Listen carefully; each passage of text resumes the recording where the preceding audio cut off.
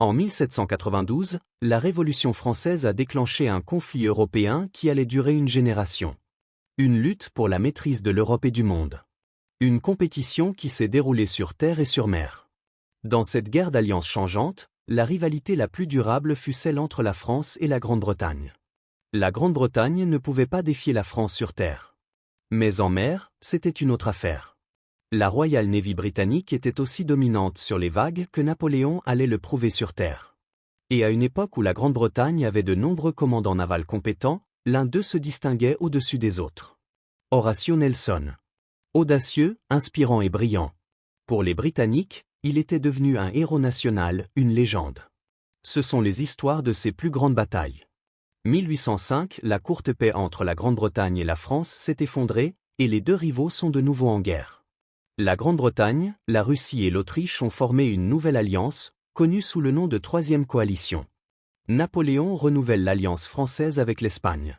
Le nouvellement couronné, empereur des Français, est déterminé à vaincre enfin la Grande-Bretagne, la nation qui finance les alliances contre lui, décime le commerce extérieur français et bloque ses ports.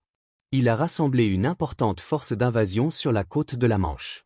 Ses troupes aguerries feront rapidement le travail des Britanniques, s'il peut contrôler la Manche assez longtemps pour les débarquer en toute sécurité. La marine britannique surclasse la marine française en nombre de navires et en compétences. Mais elle ne peut pas être partout à la fois. Napoléon utilisera donc l'un de ses principes militaires préférés, la concentration des forces, pour assurer une domination temporaire au point décisif. Les escadrons français et espagnols, dispersés dans de nombreux ports, seront rassemblés pour former une flotte combinée géante pour affronter les Britanniques. L'empereur confie le commandement de la première phase de cette mission à l'amiral Pierre Villeneuve.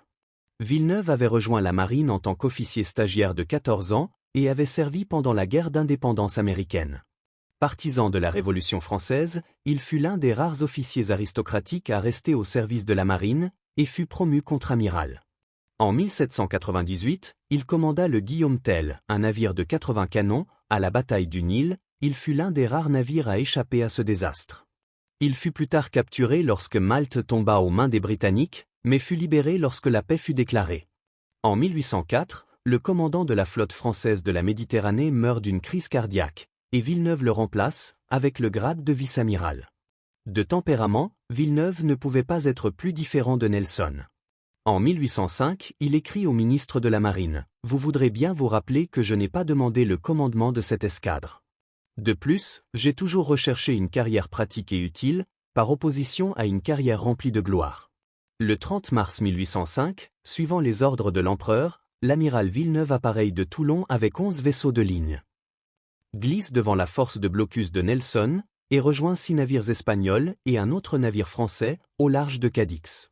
Maintenant avec 18 navires, Villeneuve part pour une traversée de l'Atlantique de 5 semaines. À son arrivée aux Antilles françaises, il rejoint 2 autres navires français sous le commandement du contre-amiral Magon. Les Britanniques, quant à eux, sont en désarroi. Lorsque Nelson perd la trace de Villeneuve, il devine que les Français retournent en Égypte et se lancent à leur poursuite. Il atteint Alexandrie avant de réaliser son erreur. Il fait donc demi-tour et met le cap sur les Antilles, un mois complet après Villeneuve. Nelson effectue la traversée en seulement 4 semaines. Mais manque Villeneuve de quelques jours, qui retourne en Europe le 8 juin. Mais alors, une heureuse surprise pour les Britanniques. Nelson envoie un navire rapide pour rapporter ses rapports en Angleterre. Et par un pur hasard, il repère la flotte de Villeneuve dans l'Atlantique. Leur route n'est pas de retour vers la Méditerranée, comme Nelson l'avait supposé, mais plus au nord, vers la Manche. Le vice-amiral Calder, avec 15 vaisseaux de ligne, est mis en état d'alerte maximale. Et le 22 juillet, il intercepte Villeneuve au large du cap Finistère. Lors de combats confus dans un épais brouillard, les Britanniques capturent 2 navires espagnols. Mais Calder ne parvient pas à empêcher Villeneuve d'atteindre le port espagnol de Ferrol. L'amiral français prend alors une décision fatidique. Ses ordres sont clairs, se rendre à Brest, puis à la Manche. Mais des rapports de navires au nord le persuadent qu'il est sur le point d'être attaqué par la puissante flotte de la Manche britannique. Ces navires, battus par les tempêtes de l'Atlantique et les combats, ne peuvent pas se battre à nouveau sans réparation. Il se retire donc à Cadix. Là, il est bientôt bloqué par un nombre croissant de navires britanniques. Napoléon est furieux lorsqu'il reçoit cette nouvelle. Villeneuve ne possède pas la force de caractère nécessaire pour commander une frégate, dit-il au ministre de la Marine. L'automne approche et une invasion transmanche est désormais impossible. Villeneuve l'a déçu. Et Napoléon doit chercher d'autres moyens de vaincre les Britanniques. Fin août, les troupes de Napoléon lèvent le camp à Boulogne et marchent pour affronter les Autrichiens et les Russes sur le Danube. Entre-temps, il envoie l'ordre à l'amiral Villeneuve de faire voile vers la Méditerranée, où il doit soutenir les opérations françaises en Italie. Mais sa flotte combinée franco-espagnole n'est pas en bon état. Elle manque de ravitaillement et d'hommes. Et est bloquée par une puissante force britannique, désormais commandée par l'amiral Nelson. Villeneuve décide de rester sur place. Mais lorsque Napoléon l'informe qu'il est remplacé à son poste de commandant, l'amiral français est enfin piqué au vif et passe à l'action. Le 18 octobre 1805, il ordonne à la flotte combinée franco-espagnole de prendre la mer. La flotte combinée de l'amiral Villeneuve se compose de 33 vaisseaux de ligne, 18 français et 15 espagnols. Le navire amiral de l'amiral Villeneuve est le Bucentaure, un vaisseau de 80 canons. Le contingent espagnol est dirigé par l'amiral Gravina, à bord du Principe de Asturia, de 112 canons. Nelson attendait l'ennemi avec 34 vaisseaux de ligne, mais vient de devoir en envoyer 6 à Gibraltar pour se ravitailler et se rééquiper. Le vice-amiral Calder, à bord du HMS Prince of Wales, est renvoyé chez lui pour faire face à une cour martiale, pour sa performance médiocre au Cap Finistère. Nelson est donc maintenant légèrement en infériorité numérique, 27 navires contre 33. Bien qu'il dispose de 3 puissants vaisseaux de premier rang, son propre navire amiral Victory, Britannia et le Royal Sovereign du vice-amiral Collingwood. Les deux flottes sont accompagnées de plusieurs frégates pour la reconnaissance et la transmission des messages. Sur le papier, la Royal Navy est largement surclassée en artillerie. Mais les Britanniques savent qu'ils peuvent compter sur une meilleure qualité de navigation et une artillerie plus rapide pour égaliser les chances. Après 8 semaines à Cadix, Villeneuve est finalement de retour en mer. Mais il n'a guère prévenu ses propres capitaines de leur départ soudain, et a mis les voiles par des vents légers et défavorables. Alors qu'ils se traînent vers le sud le long de la côte espagnole, ils sont repérés par des frégates britanniques. Elles transmettent la nouvelle du départ de l'ennemi à Nelson et à la flotte britannique, qui patrouille à 40 miles au large. Nelson met immédiatement le cap pour intercepter. Au matin du 21 octobre, la flotte de Villeneuve se trouve à environ 10 miles au nord-ouest du cap Trafalgar, en direction du détroit de Gibraltar. Lorsque la flotte britannique est repérée se rapprochant du nord-ouest, Villeneuve est confronté à un dilemme, il envisage de se diriger vers la Méditerranée, ou d'affronter les Britanniques au combat, mais finalement, il ordonne à la flotte de faire demi-tour et de retourner à Cadix. Ce changement de cap brutal, combiné à des vents légers et à de nombreux équipages inexpérimentés, fait que la formation de la flotte combinée devient extrêmement désordonnée. Elle forme maintenant un croissant grossier, s'étendant sur plus de 5 miles de mer. Psychologiquement et tactiquement, la flotte de Villeneuve est déjà sur la défensive. Le contraste avec la flotte britannique ne pouvait pas être plus frappant. Les équipages de Nelson sont impatients de se battre, et il a conçu un plan audacieux pour assurer une action décisive. À 11 heures du matin, la flotte britannique est formée pour la bataille et se rapproche de Villeneuve aussi vite que la brise légère le permet. Nelson avait opté pour un plan d'attaque de base des semaines plus tôt. La tactique orthodoxe à cette époque aurait été d'aligner sa flotte le long de l'ennemi et d'échanger des bordées avec lui. Mais Nelson estime que ces méthodes conduisent trop souvent à un résultat indécis. Au lieu de cela, il a opté pour la tactique audacieuse, mais pas sans précédent, d'attaquer en 2 colonnes. Celles-ci perceront la ligne ennemie et diviseront leur flotte en sections, pour être submergées et vaincues en combat rapproché, avant que l'avant-garde ennemie ne puisse faire demi-tour pour aider. L'inconvénient majeur est que pendant l'approche, les navires britanniques de tête de chaque colonne essuieront des tirs nourris, tout en étant totalement incapables de riposter. Naturellement, Nelson décide de mener lui-même une colonne à bord du HMS Victory. L'autre sera menée par le vice-amiral Collingwood, à bord du HMS Royal Sovereign. Alors que les navires britanniques commencent leur approche, Nelson demande qu'un signal soit envoyé à la flotte. L'Angleterre a confiance que chaque homme fera son devoir. Pour faciliter la signalisation, cela devient « l'Angleterre attend de chaque homme qu'il fasse son devoir ». Les vents légers font avancer les 2 colonnes britanniques. À environ 3 nœuds, guère plus que la vitesse de marche. Les navires britanniques de tête seront sous le feu pendant 45 minutes tendues, avant d'atteindre la ligne ennemie. La fusillade commence à midi, avec le fougueux français de 74 canons tirant des tirs de réglage vers le Royal Sovereign. Progressivement, les tirs de la flotte combinée se transforment en un tonnerre continu. Les équipes de canonniers français et espagnols manquent d'entraînement, et leurs navires sont de côté par rapport au vent, ce qui augmente le roulis. La plupart de leurs tirs manquent donc leur cible. Un nouveau signal flotte aux mains d'Artimon du Victory. Engagez l'ennemi de plus près. Il y restera jusqu'à ce qu'il soit abattu plus tard. Au fur et à mesure que la portée se réduit, les artilleurs français et espagnols commencent à toucher de plus en plus de coups au but. Les voiles du HMS Victory et du Royal Sovereign sont criblées de boulets de canon. Les espars sont abattus. La roue de gouvernail du Victory est touchée et détruite. Les pertes augmentent régulièrement. À 2 reprises, des navires britanniques tentent de dépasser le Victory pour protéger Nelson, mais il leur ordonne de reprendre leur position. Nelson a l'intention de percer la ligne ennemie au niveau du navire amiral de Villeneuve. Le but Centaure. Cibler le commandant ennemi fait partie de son approche impitoyable. Mais la formation désordonnée de l'ennemi et le manque de fanions d'identification l'obligent à deviner quel est le navire amiral de Villeneuve. Heureusement, il devine juste, et vers 12h30, le HMS Victory est sur le point de percer la ligne juste à l'arrière du but Centaure. Mais c'est le Royal Sovereign de Collingwood, à voile rapide, au sud, qui percera la ligne en premier. Les Britanniques ont retenu leur feu pendant leur longue approche. Ils sont attaqués depuis une demi-heure sans pouvoir riposter. Cela est sur le point de changer. Chaque canon britannique est doublé, chargé de 2 boulets. Maintenant, alors que le HMS Royal Sovereign dépasse le navire espagnol de premier rang Santa Ana, il tire une bordée de ratissage massive dans sa poupe. Plusieurs minutes plus tard, le HMS Victory passe à l'arrière du but Centaure.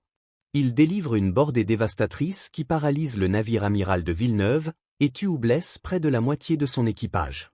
Malgré ces 2 coups puissants, les navires britanniques de tête sont, pour le moment, largement en infériorité numérique et en réel danger.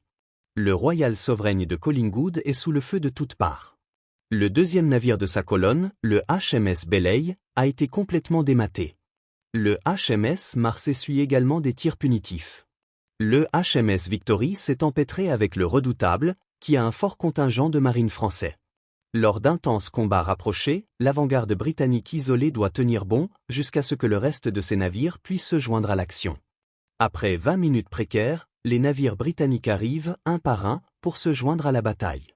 Ils se jettent dans la formation ennemie désordonnée, déclenchant des bordées à double mitraille à l'effet dévastateur.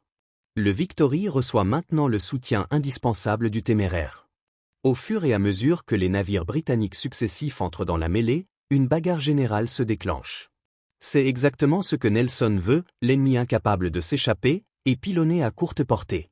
Pendant ce temps, l'avant-garde franco-espagnole de l'amiral Dumanoir a commencé un virage terriblement lent pour essayer de rejoindre la bataille, mais il faudra plus d'1 heure avant qu'il ne soit en position. Le HMS Africa, un vaisseau de 3e rang de 64 canons, avait auparavant été séparé de la flotte britannique. Son capitaine, Henry Digby, interprète maintenant délibérément mal l'ordre de Nelson de se retirer en sécurité. Au lieu de cela, il charge droit dans la bataille, depuis le nord. Le HMS Africa navigue seul devant toute l'avant-garde ennemie, échangeant des bordées tout au long du chemin.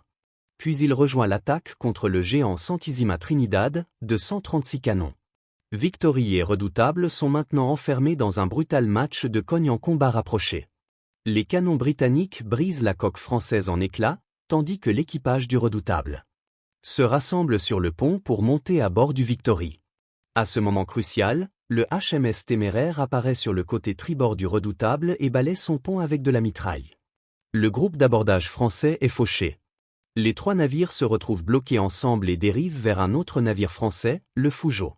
Certains navires français et espagnols, comme l'Algérsira de l'amiral Magon, ont profité de leur temps au port pour entraîner leurs équipages à l'abordage et au combat rapproché. Cela en fait des adversaires dangereux en combat rapproché. Mais à maintes reprises, juste au moment où un navire français ou espagnol forme un groupe d'abordage, un navire britannique émerge à travers la fumée, pour balayer leur pont avec de la mitraille. La supériorité de l'artillerie britannique est en train de venir à bout de l'ennemi, lentement mais sûrement. Un par un, les premiers navires français et espagnols amènent leurs couleurs, en signe de leur reddition. Au plus fort de la bataille, un tireur d'élite français, perché en haut du mât d'artimon du Redoutable, repère le commandant britannique sur le gaillard d'arrière du HMS Victory. Nelson se distingue facilement par ses décorations brillantes, qu'il a refusé d'enlever malgré les conseils.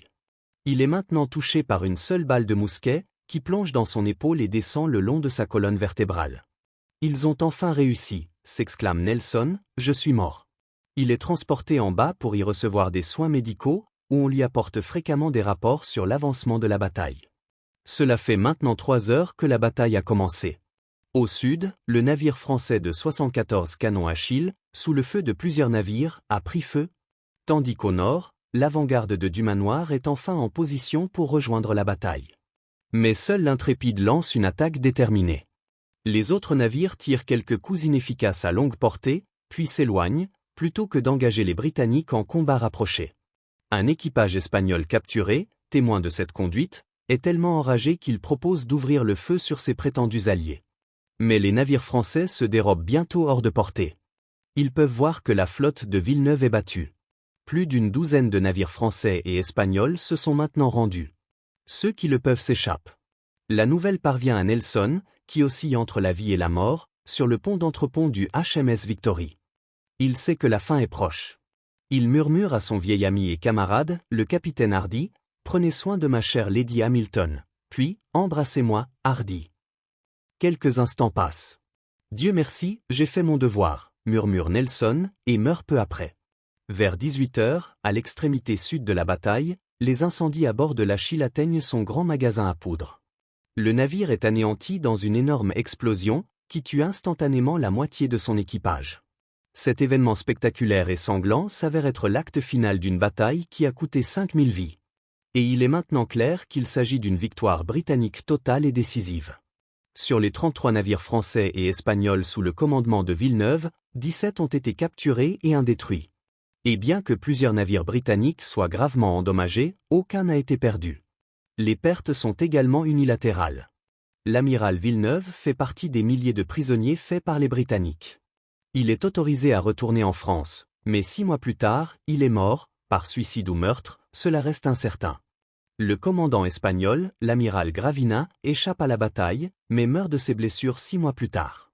Alors que pour les Britanniques, la victoire est ternie par la perte de leur propre commandant brillant et talismanique. Alors qu'il était mourant, le dernier ordre de Nelson à la flotte avait été de jeter l'ancre, craignant le mauvais temps. Il n'avait pas tort. Une violente tempête atlantique se développe bientôt, battant la flotte victorieuse et ses nombreux pris. Les vents hurlent pendant des jours, provoquant le chaos et dispersant les navires endommagés par la bataille sur des miles d'océan. Les Français et les Espagnols en profitent, essayant de reprendre certains de leurs navires capturés. Des frégates françaises reprennent le vaisseau espagnol de premier rang, Santa Ana.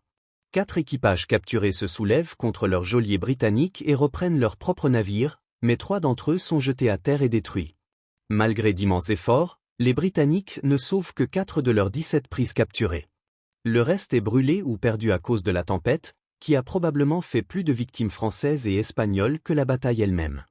Pour les Français, il semble n'y avoir aucune fin aux mauvaises nouvelles. 2 semaines plus tard, l'amiral Dumanoir et ses 4 navires français qui avaient échappé à la bataille sont interceptés par l'escadron du capitaine Strachan au large du Cap Portugal. Les 4 navires français sont capturés. Pour les Britanniques, cela couronne une quinzaine remarquable de triomphes navals. Le corps de l'amiral Nelson est renvoyé en Angleterre à bord du HMS Victory, conservé dans un tonneau de brandy, attaché au mât principal. Il devient le premier nom royal à recevoir des funérailles nationales en Grande-Bretagne depuis le duc de Marlborough, 83 ans plus tôt. Pendant 3 jours, son corps repose en chapelle ardente dans la Painted Hall de l'hôpital de Greenwich, où il est visité par des milliers de personnes. Puis il est transporté par voie fluviale jusqu'à la cathédrale Saint-Paul, où le cortège funèbre comprend 32 amiraux, 189 voitures et des milliers de soldats. Le cercueil de Nelson, fait de bois provenant du navire de guerre français l'Orient, est placé dans un sarcophage dans la crypte de la cathédrale. La nouvelle de Trafalgar met 4 semaines à parvenir à Napoléon près de Vienne. Il est en route vers sa propre grande victoire sur les Russes et les Autrichiens à Austerlitz. Mais des 2 célèbres batailles de 1805, Trafalgar aura des conséquences bien plus importantes. La bataille de Trafalgar est l'une des victoires les plus écrasantes de l'histoire navale. Elle n'a pas sauvé la Grande-Bretagne d'une invasion, ce danger était déjà passé. Mais l'ampleur même de la victoire a garanti que la suprématie britannique en mer ne serait pas contestée pendant les 10 années restantes des guerres napoléoniennes. Napoléon a dû chercher d'autres moyens de vaincre les Britanniques, une voie qui le mènerait à de graves erreurs et ouvrirait la voie à sa propre défaite finale. Pour la Grande-Bretagne, la domination navale assurée à Trafalgar allait étayer sa puissance impériale. Tout au long du XIXe siècle, un âge qu'elle a dominé en tant que première puissance mondiale. La Royal Navy ne fera pas face à un défi sérieux en mer avant la bataille du Jutland, plus d'un siècle plus tard.